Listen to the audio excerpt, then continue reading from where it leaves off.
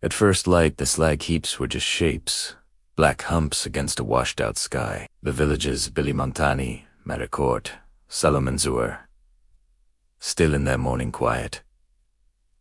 A kettle beginning to rattle, a shutter pushed open by a wrist, the muffled bleat of a goat. From the head frames, the cages rose and fell like breaths, carrying men and boys and their lamps down into a world where dawn was a rumor that never arrived. In the pithead yard, a boy not yet 15 swung his lunch tin by a string, while his father looked at the sky as if it could tell him something about the day as seem. They were not rare, the pairs like this. The mines were families' work across generations. The coal dust that lived in the creases of a father-esque skin would find its way to a son-esque cuffs, as inevitable as Sunday. They ducked into the cage with perhaps 20 others, boot tips touching boot tips, caps pulled down, safety lamps hanging at their hips like tame stars. Down below, the mine was a geography of names and numbers, galleries that ran into galleries like rooms in a palace for a king who had chosen the dark. A draft moved through the timbered corridors like a perpetual exhale. The smell was layered oil and iron and the sweet rot of wood, and over it all, a powder. The coal dust that was like flour thrown up into the air by invisible hands with every blow of the picks. The men were used to reading air with their cheeks. They noticed when the breath of the mine drew longer, when methane arrived in pockets called grisou, and made the flame in a lamp elongate and thin. Work began like any other morning. Hammers found steel. Coal faces parted beneath their tools with muttered complaint. A mule's hoof rang a note against a rail. Above ground, a foreman nodded to a clock. On the surface of pit no. 3. A watchman checked a ledger with a finger and did not look up when a cart bumped against a stop. The first signal was small enough to be ignored by anyone who was not listening. A low thump from somewhere in the east workings, the sort of noise that could be chalked to a timber settling or a shot going off to turnings down. Then a breath, pause not the men's, the mines. It held itself for a second, and in that second the dust in the air seemed to turn and look. The safety lamp's flame of a young hewer quivered into a shape he did not like. He raised a hand to call a friend over and felt a fingertip of heat against his cheek before he saw anything change. At 6:30 in the morning, on March 10th, 1906, the scene became a fuse. Somewhere no one would ever agree exactly where fire damp met flame. All the careful, petty rules of chemistry that keep men alive in a coal mine stood aside for a bigger rule. Gas will burn if you let it, and coal dust will carry that burn farther than you can run. The sound was a held thunder, a shot that kept happening. Air, which normally creeps, arrived as a wall, striking men off their feet, knocking lamps to the floor, picking up timbers and laying them at strange angles as a hand might place kindling. Doors meant to guide ventilation popped off their hinges. In some roads, the wind deflated the lungs of everyone who tried to breathe it. In others, a fireball lit the black until it looked like midday, and then left a smoke that was thicker than anything anyone had tried to live in. Above ground, the head frames trembled. The surface men lifted their eyes from their ledgers. A pony in the stable reared and struck, and the black dust rose off its coat like a ghost. In Maricourt, a woman washing a cup paused, her hands inside the water, and lifted her head as if someone had called her name from a far field. The shock moved through the network of pits like a rumor, leaping crosscuts. Finding coal dust sat patiently on timbers and roof plates, turning each into a torch for as long as it lasted. Miners in distant galleries felt the air reverse direction and heard a metallic shudder travel through rails that had been iron since their grandfather's time. Men reached for each other and found no one, because the air had gone and taken sound with it. When the wind stopped behaving like a hand and went back to being a gas, there were pockets of silence, as absolute as the bottom of a well. Then came the living noises the disaster makes after the headline has been set. Drips building into trickles, trickles into thin, persuasive streams.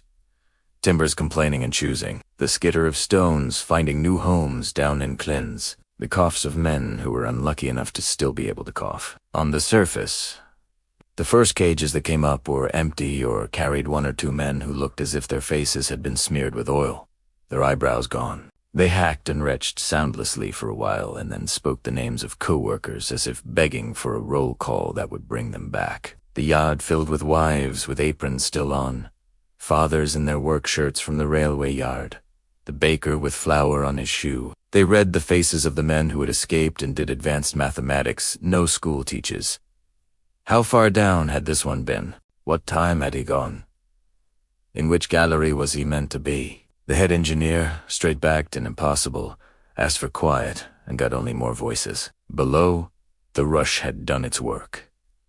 In some places, the air had starved the fire. In others, coal smoldered like a sulking beast in its den. The explosion had stripped the mine of its logic. Direction was now a rumor, passed from one gashed mouth to another. Men who had worked a road for 10 years could not swear which way led to the cage. There were boys who had never strayed far from their father's elbow who suddenly could not find the warmth of that familiar arm. A handful of men, maybe 30, maybe fewer, gathered instinctively at a crossing and did what men do when their eyes meet after disaster. Counted themselves, counted each other, appointed hope to someone calm. They knew their world too well to pretend. Coal's dust can do for lungs, what a hand can do for a throat. Methane does not ask permission to replace the air. The worst word in a miner's vocabulary, after fire, is afterdamp. The toxic blend left behind by the burn. It smells like nothing and kills with kindness, letting you lie down and go slack as if choosing rest. They tore their shirts into strips to wet and put across their mouths, as they had been taught by fathers who had learned from men who had learned by dying. They felt for the moving air, because a current is the only compass down there. They chose the direction that tasted more alive. Somewhere behind them, a roof gave up the argument and came down in a long shushing. Somewhere ahead, a horse screamed and then stopped. The boy who had swung his lunch tin gripped his father's sleeve until the seam of the cloth cut his palm, and then finding his father's sleeve empty, gripped the sleeve of whatever man could be turned into a father by a grip. On the surface, the bell of the church in Salamines began to toll, then another, and then the bells of the mining Campania. Then, utilitarian clang that had always been about shifts and start times and now meant something else entirely. The mayor of Lens, who had been a miner himself before he was a figurehead, arrived with his mouth set like a door. Men who had fought over wages and measures of coal the week before now stood shoulder to shoulder at the shaft. A rescuer in a cap with the badge of the Douai Brigade looked at the headframe and then at the sky the way a sailor looks at clouds. He checked his kit, rope, lantern, a primitive breathing set that most of the men around him thought was an insult to lungs and a cheat to courage. He looked at the engineer and the engineer nodded. Once the kind of nod that says we will only ever be able to say we tried or we did not. When the cage stopped moving, there was a moment when everyone above held their breath for the men going below, as if to send down air in the only way they had left. The rescuer touched his hand to the cool rim of the shaft, a superstitious blessing learned from Nobuk, and stepped into a mouth that breathed out hot, sour air as if it were angry that anyone still thought to enter. Heat lay against the faces of the first rescuers like a hand too familiar to refuse. The cage landed and opened onto a corridor that had changed shape. Doors blown inward. Timber ribs exposed, rails buckled into lazy S's. The lamps bit into the smoke and gave back just enough sight to show that sight wasn't to be trusted. They moved carefully in a file, a breathing rhythm set by the one man wearing a new German-made apparatus that hissed as if it intended to remain polite no matter what air asked it to do. He had been taught to count his steps between doors, to test the ground with his heel before putting down weight, to listen for the difference between a loosened plate and a lyre with patience.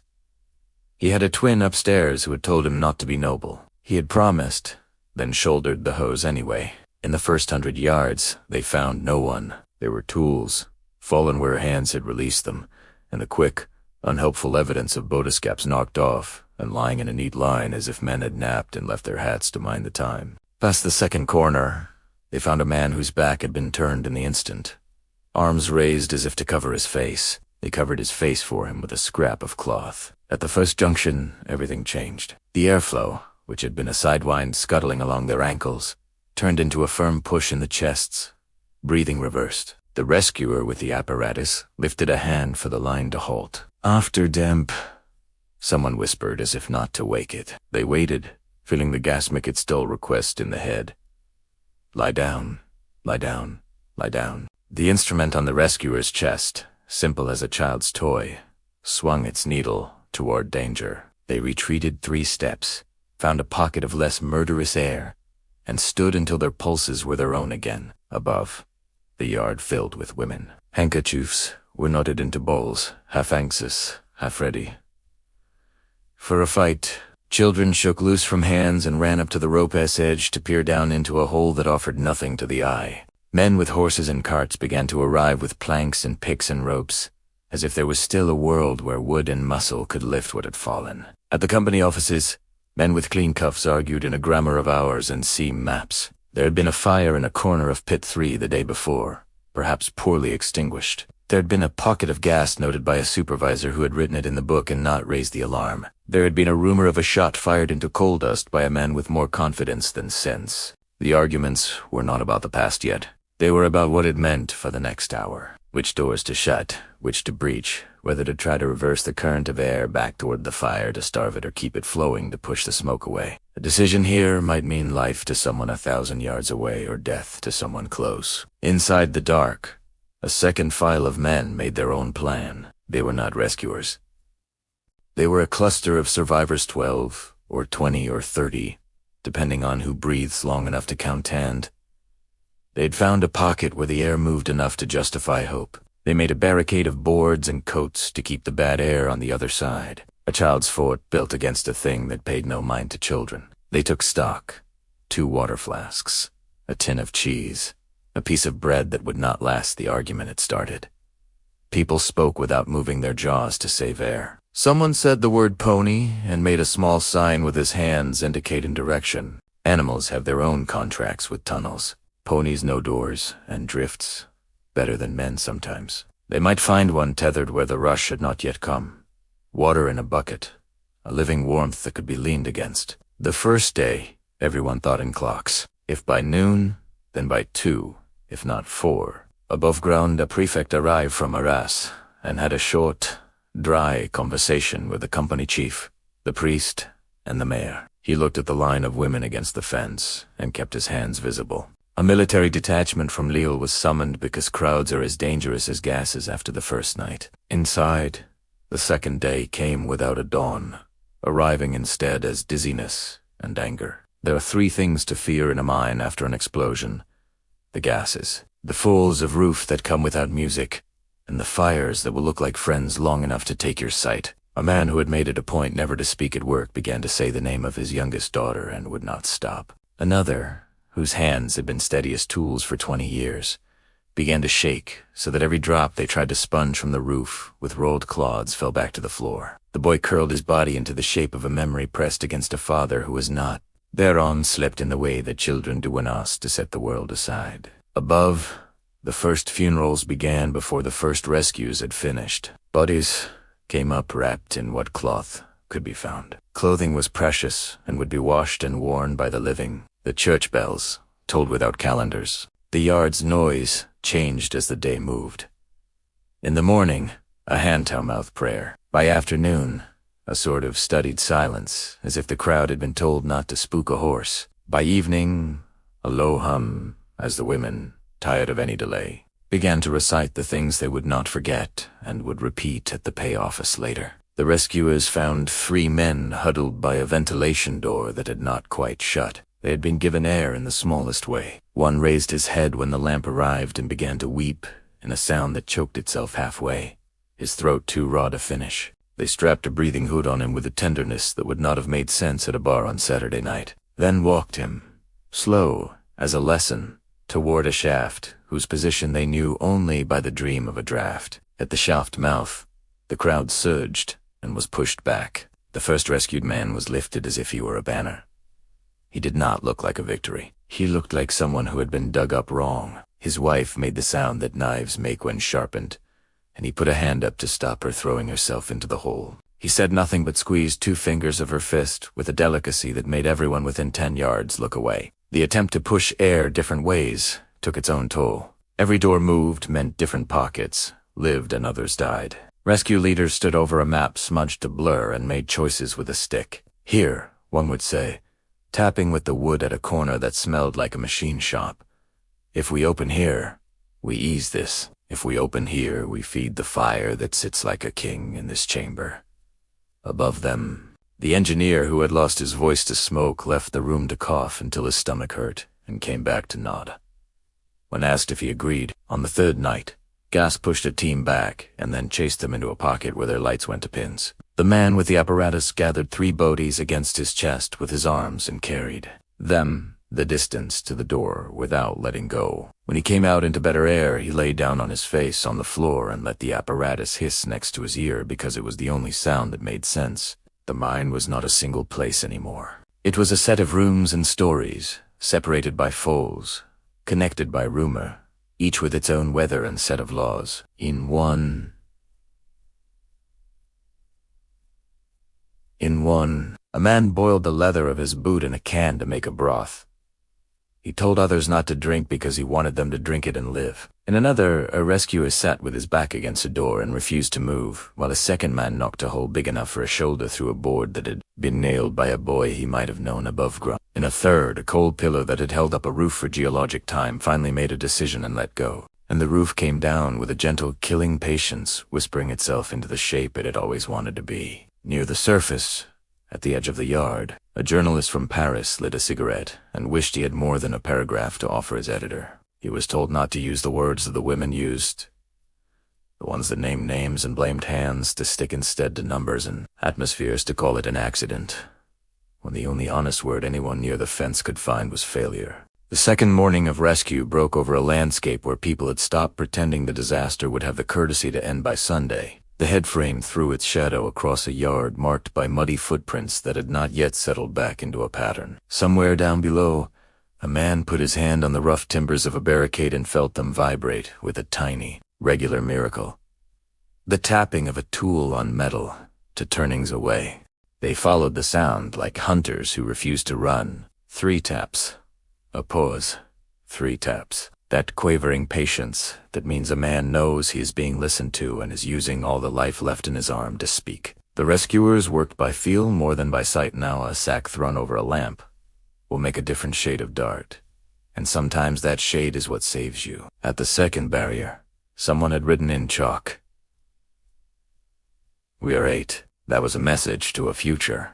The chalk line was smudged by a sleeve dragged over it in exhaustion. The men on both sides of the board listened to each other as, breathing through a gap smaller than a fist, and spoke in a new grammar. 1 word per breath. 1 breath per idea. Little. Water. Roof. When they cracked the last plank, the inward rush stole nearly everything from both groups. One rescuer crumpled as the afterdamp made its offer to his blood. The survivors did something exact and ancient.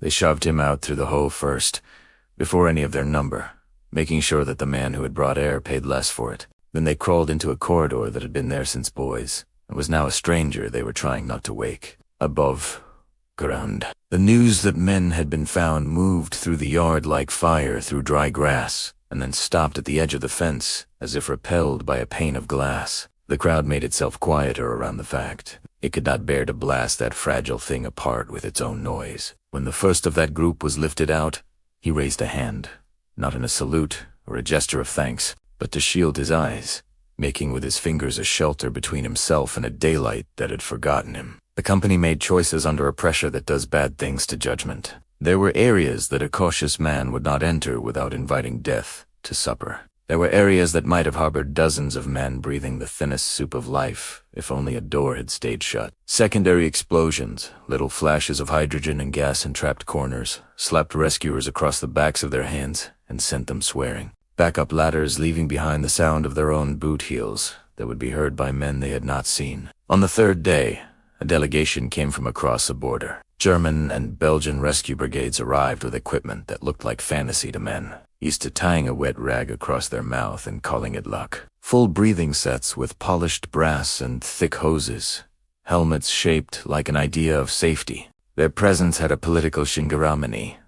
Belgium, France arranged around a grief that did not care what coin you handled on payday. But to the man at the top of the shaft it meant one thing: more lungs to spend. The rescue became a drill that let no one sleep. Teams rotated down and up down into heat that baked thought, up into air that made their eyes feel wrong, and sat on oil drums and drank tea that tasted like smoke. They described, in murmurs, things they did not intend to remember. A boy's hand had found a hold on the wrong side of a door and was still holding to it. A man had died with his face pressed into the mud, having dragged air through a filter of his own making until the chemistry changed his mind. A pony had not burned but suffocated, and then been opened by men who did not wish to live and yet lived. Anyway, because the act gave them warmth and meat, they could chew with gums too blistered to bite. The engineers, harried and inhaling a new humility, drew the mine as they learned it afresh. Ventilation doors turned from aid to enemy and back again. Falls that made the map obsolete. Fires that crept like thoughtful animals along roofs. They argued about whether to flood a section to starve a fire and thereby condemn anyone breathing in that section, about whether to breach a door that would pour good air where bad had sat comfortably angry for 2 days. The argument was never abstract. Each pencil line had a voice attached. A wife in the yard. Outside the fence, the politics arrived. Trade unionists who had been told a week before that their agitation was a luxury held their tongues until the first procession of bodies had made its path to the churchyard. Then they spoke. They spoke about fire noted and not fought, about lamps that burned brighter when they should have been allowed to burn less, about a company's need to send coal out regardless of what air wanted to do. The mayor of Lenzu had coal under his fingernails and memories, even if not in the present, stood next to a priest who had listened to enough confessions to know how often men blame themselves for systems that were built to fail. A name was said in a tone reserved for cautionary tales. A man in a toll collar said it was not the hour. A woman with a voice like thread that has been pulled through fabric too often said every hour was the hour. Now, in the middle of this, the mine itself made a decision that rewrote the day's plan. A pocket of gas that had been made to sit, behaved like gas, and sought a higher place, slipped past a door that had not been repaired as tightly as it might found flame, and wrote another chapter of heat on the air. The blowback at the face, where men were prying timbers free, tossed them like tools. 2 never came up. 1 did, breathing in little frog jumps, a rhythm you never hear outside of holes in the ground.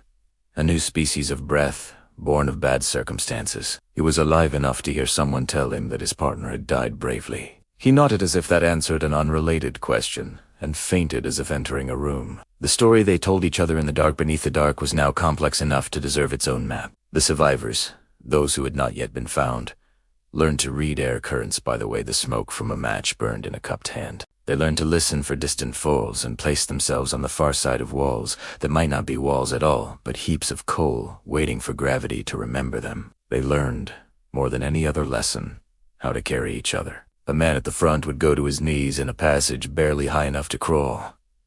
The man behind would hook his hands under armpits and drag, then switch.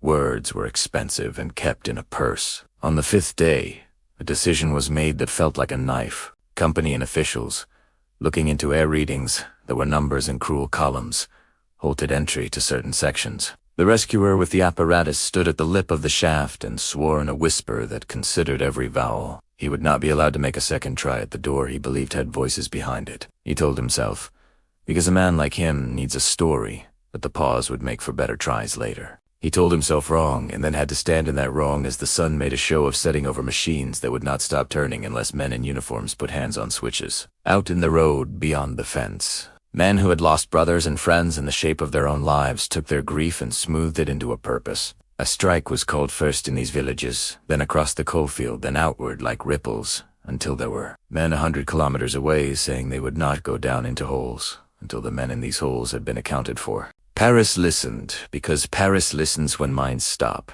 A deputy whose voice had made itself important in other rooms came and stood in mud, and made promises with the slow care of someone who knows words are not tools for work like this, but they are what you have. Day gave way to day that way. In the mine, a group of survivors, now reduced to a handful, made a choice, born of the particular arrogance of the living. They set off, not toward the cages they could not find, but along ventilation currents that led away, beyond the limits of their own concession, into rival companies. Galleries where the air might move differently and the map might be kinder. They broke through doors with the dumb industry of men whose bodies have decided to go on without their minds' permission. They ate what meat there was. They drank the taste of roof and stone and iron. They slept in shifts so someone could keep a hand on the body of the youngest so he would not slip, unconscious, into a puddle and make water a killer. They learned the difference in sound between a small fall and the beginning of a great one. In one stretch, they passed beneath a flame on a wall that had sat burning for days. a ridiculous candle on geology's table, and laughed for the first time because the sight was so unreasonable. Above ground, time took on a mule's character. Stubborn, sure-footed, indifferent to what you asked of it. The yard acquired nests of belonging shoals, empty cups, a child's wooden toy horse left under benches, as if the benches themselves might become homes. Along the fence, a sheet appeared and someone wrote on it with coal, dust, and spit. Open every road. It became a kind of prayer, fluttering under a sky that had learned to know new words from any of this. By the second week, grief had turned a habit. The sky did what skies do, indifferent and exquisite, and that was its own annoyance. Processions moved along the lanes so often the children learned to step into doorways without stopping their games. Priests lost their voices and kept speaking. The prefect's coat acquired a permanent margin of soot that no brush would lift. And still, under the earth, men were alive, though fewer now, like a chorus that has lost its tenors and sings on in a different key. A team from Levian brought a new contraption that looked like how the future might appear if drawn by a careful child. Bell-shaped hoods, rubber hoses, a box like a suitcase that held the secret to not dying for a little while. The drygas sets exhaled their careful hiss and led their wearers into pockets that had been closed until someone thought that oxygen and stubbornness might together do the work. Behind them, bare-faced men followed with a kind of fatalism that attaches itself to you after a week in which you have learned the names of the dead as if they were saints' days. The map in the engineer's office now had strings pinned across it like a conspiracy board. Red to mark where men had been found, blue to mark where air did not go black, where the roof had taken matters into its own hands. Someone added a single green pin where a faint tapping had been felt through a timber by a man with a patience, to lay his cheek against wood and listen to something the size of a beetle click. Deep in the seam, our handful of survivors, those who had chosen the unthinkable path outward, did arithmetic with their bodies. Number of steps before rest, number of breaths before the sting in the chest, demanded a change of pace. They had become animals of a particular cave. Noses raised for the scent of raw air, ears cocked for the sound of a distant fall. They had names for one another. Of course, names the outside world would learn in newspapers, but down there these had been rubbed smooth by necessity into here. You, now. They made decisions a civilization later would read with a mix of awe and discomfort. They broke into a storeroom and ate, slowly, something salted that tasted like the idea of life. They used a hammer on a pony they found collapsed, and then tears balanced on their cheeks in a way that dust turned to lines like a map of rivers. They did what they had to do to live long enough to meet a door they could not open alone. They swore to each other to forget, and knew they would not.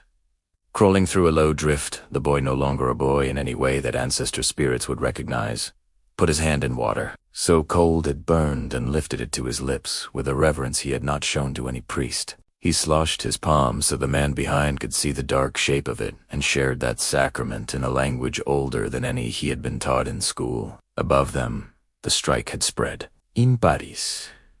Imparis. Men who had never seen coal except when delivered to the tenterhooks of their building wrote about it fervidly, some with understanding, some with the lust that disaster draws from even the most educated pens. A socialist in a dark suit raised his voice in the chamber and was told murderous things by men whose fingers had counted profits across tables. On the roads between villages, gendarmes and miners faced one another with the suspicion of men who each know how to hold a line. In the yard, the mayor of Lenzhou had once raised a cutter in a seam and learned the taste of fire damp. Without asking for it, stood beside a company director whose mustache had never met grit without complaint. They both wanted out of this, as if out of a hard winter. The mayor reached across a distance of class, of practice, of schooling, and said the word, brigades, not as a question. He wanted men trained for this, pied for, kitted and drilled as if battle were expected, not charity bequeathed in a crisis. The director began a sentence that had a ledger in it,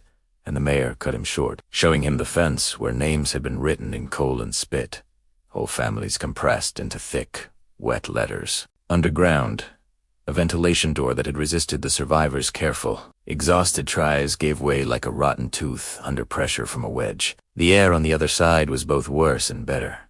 Hotter, which meant fire burned somewhere, but moving, which meant outside still existed and was making itself known. They followed it like men in a desert follow a sound that might be water and might be a trick played by a skull. On the 13th day, a survivor tried to stand too quickly and collapsed.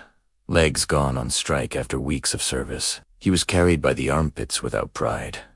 By men who had once, like boys in any locker room, measured themselves against one another on axes that now did not matter. They paused where the roof dipped to the height of a kneeling man and felt the ground tramp from a vibration that was not the earth. Footsteps, boots,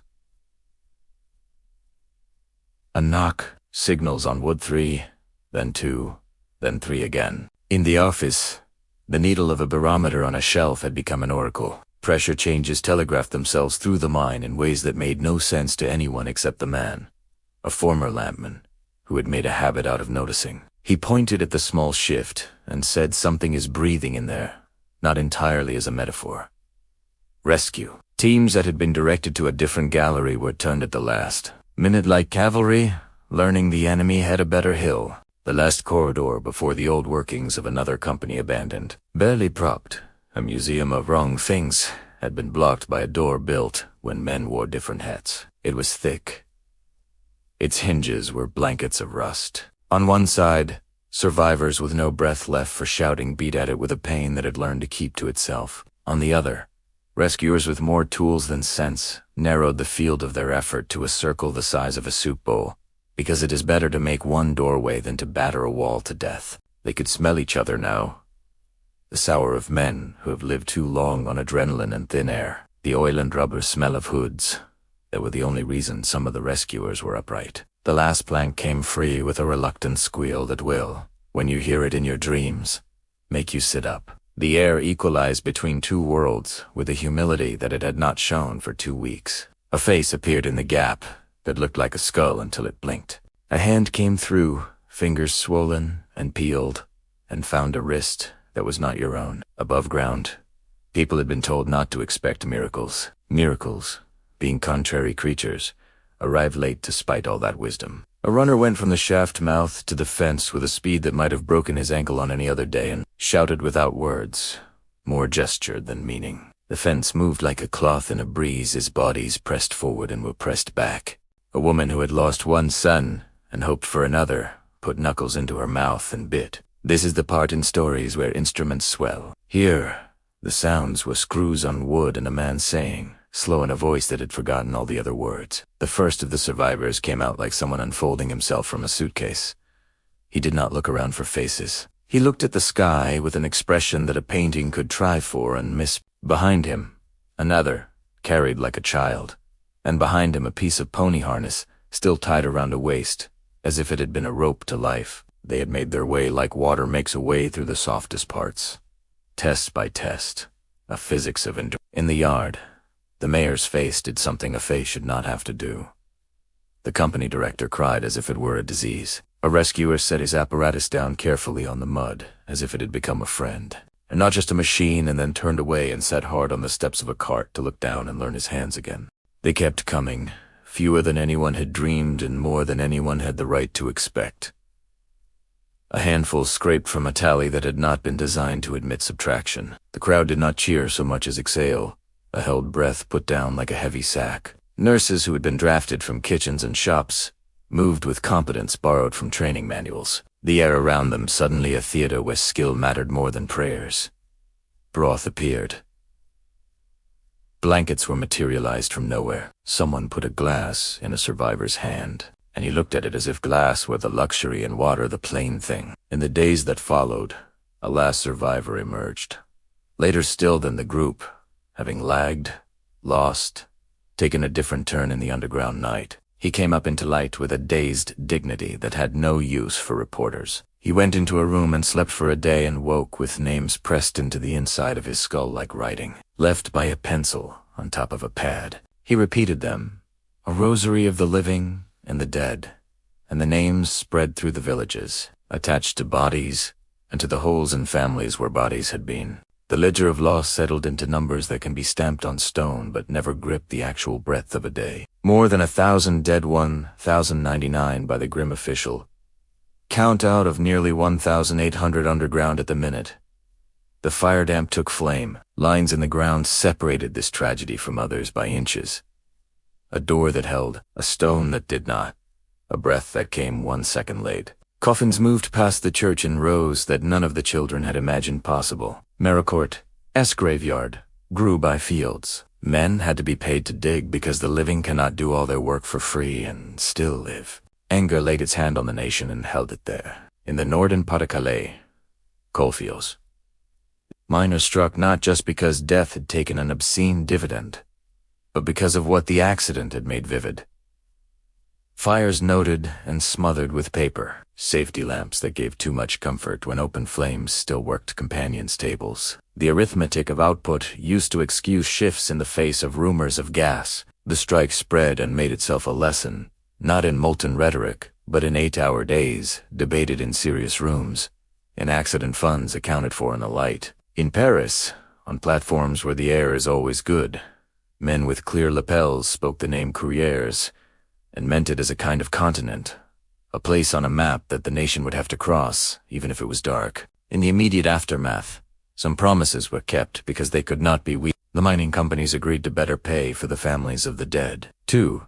Greater transparency about the books that governed safety and the ones that governed wages. Less immediately and more importantly, the accident began to harden into a set of obligations. Organized mine rescue brigades with proper apparatus, not just bands of brave men and lungfuls of luck. Training that included the inevitable, not the ideal. Protocols for sealing fires that admitted the existence of afterdamp and the treachery of coal dust and the reality of human tiredness. The dragasets became standard. Rescue drills became motions that a body could perform under stress without imagination, a grace to be learned the same way a prayer is learned by repetition. Technically, the disaster altered the mines in ways anyone who never went below would never see. Doors were redesigned to resist blowing in to feed a fire rather than to yield pliant to convenience. Ventilation plans moved from being ideas folded into drawers to diagrams on walls that could be read by anyone with eyes. The practice of stone dusting, spreading inert rock dust to tamp down coal dust. Willingness to carry flame moved from a curiosity to a requirement, an act of humility before physics. Lamps learned to lie less. Managers learned to listen more to the men whose cheeks can tell a difference in air no instrument has yet been cheaply built to see. Culturally, the catastrophe hung like a weather pattern over the region. Songs were written low, mournful things sung in kitchens after funerals to remind the living that they were indeed alive. Children were made to stand still at the sound of a bell as if the bell were now telling them when to breathe. In the towns along the Diolle and the Escaut, men who had never drawn a breath at Wuzan, tea laced with something from below, decided to breathe somewhere else and drifted to factories or to farms that needed more dawns.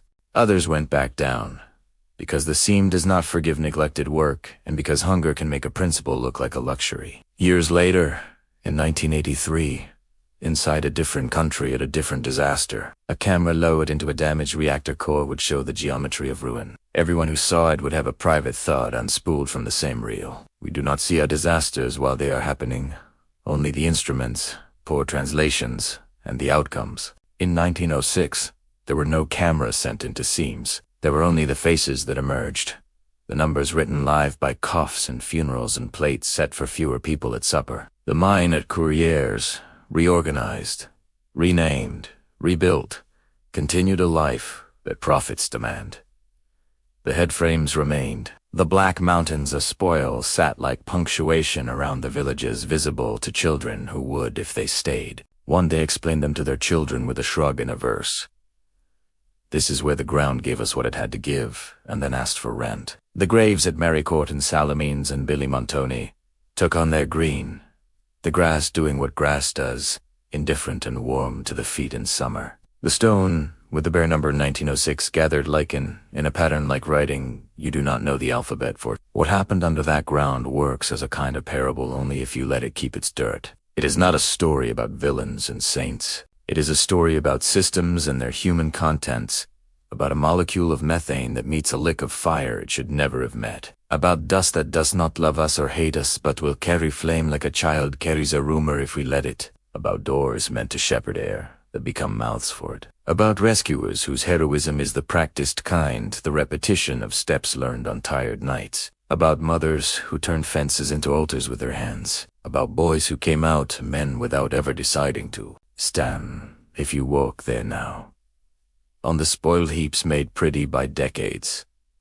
and look at the land that fed a country and a war and a future. The wind that moves across them carries the same smudge of carbon it did then, a sweetness that you would not think sweet if you did not know the cost. Close your eyes, and the ground under your boots will feel hollow, a drum stretched taut over a history not written on any map. Imagine not as a ghoul, but as a student.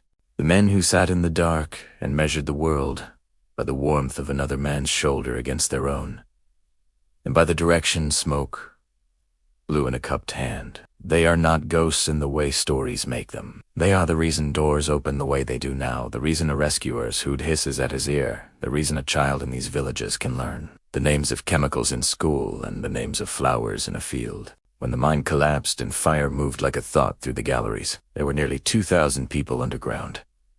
More than 1,000 did not come back. A handful found a way in spite of everything to lift themselves through. A door into unclear air and then into light, and that laws and that miracle together moved a nation to harden its practices around what it had learned. You can stand in the yard where the fences were and find nothing there now but a patch of sun and the noise of a car passing on a road that did not exist then. And if you put your hand on the ground, you may feel as the lampmen did with their cheeks a faint draft that is more memory than wind. The mine exhaling a lesson into a century that still has use for it. If stories like this move you, subscribe for more true events that change the world.